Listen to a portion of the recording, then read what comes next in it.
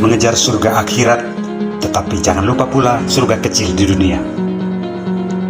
Sudah menjadi pengetahuan umum bahwa Indonesia dikenal sebagai salah satu negara paling religius di dunia. Tidak heran kalau ada sebutan kota sejuta masjid, kota Injil, dan kota seribu pura. Tempat ibadah berdiri megah di setiap sudut kota. Doa dan seruan religius menggema di ruang publik, media sosial, hingga institusi pemerintahan.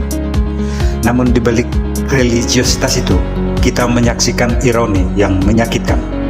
Korupsi masih merajalela, kemiskinan belum teratasi, dan keadilan sosial sering terasa jauh dari nyata. Bahkan dana untuk bantuan sosial dan pembangunan rumah ibadah beragama pun juga dikorupsi. Bisa dikatakan, kita adalah bangsa yang sangat rajin mengejar surga akhirat, tetapi sering lupa membangun surga kecil di dunia.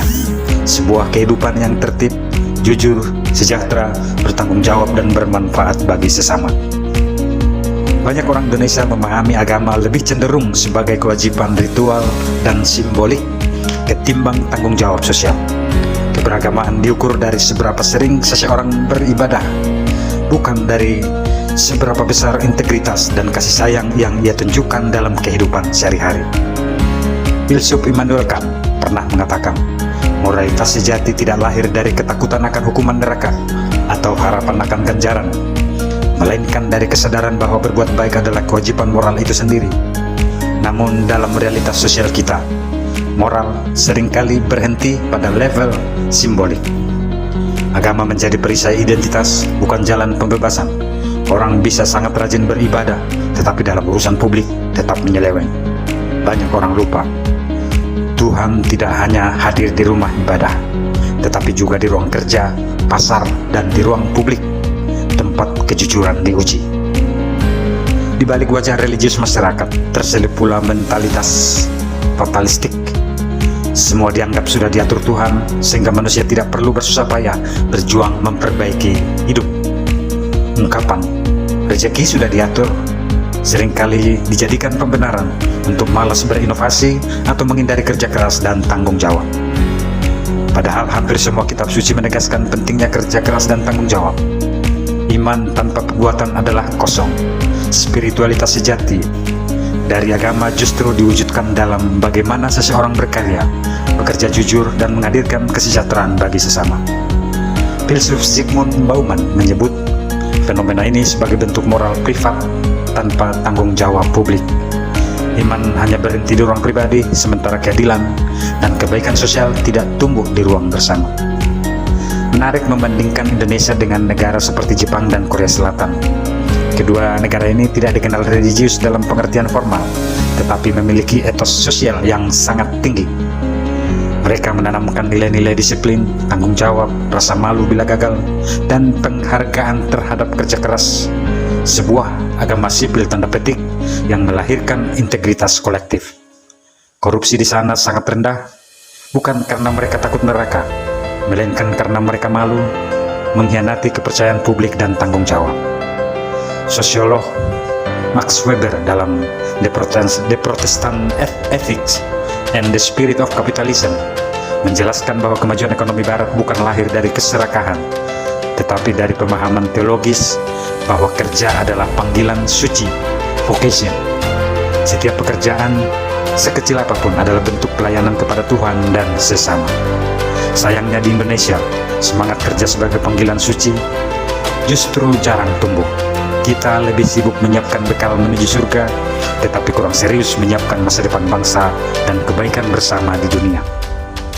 Bangsa ini membutuhkan pergeseran paradigma dari agama ritualistik ke agama etis dan sosial. Menjadi religius tidak cukup dengan sering berdoa.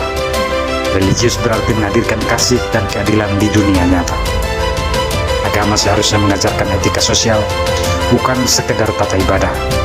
Agama menunjukkan etos kerja, bahwa bekerja keras adalah bagian dari ibadah. Agama juga seyogianya menanamkan tanggung jawab publik, bahwa mencuri uang rakyat adalah bentuk penistaan terhadap Tuhan. Yang tidak boleh dilupakan adalah bahwa agama harus mengajarkan spiritualitas kesejahteraan, bahwa membangun ekonomi dan ilmu pengetahuan juga bagian dari misi iman. Sejatinya iman yang hidup bukanlah iman yang menjauhkan manusia dari dunia, melainkan yang memampukan manusia memperbaharui dunia dengan kasih dan kejujuran. Kita memang mendambakan surga akhirat, tetapi Tuhan pun menghendaki manusia menciptakan kebaikan manusia di bumi. Jadilah kehendakmu di bumi seperti di surga. Atau, Tuhan tunjukkanlah kepada kami mana jalan yang benar dan mana jalan yang salah.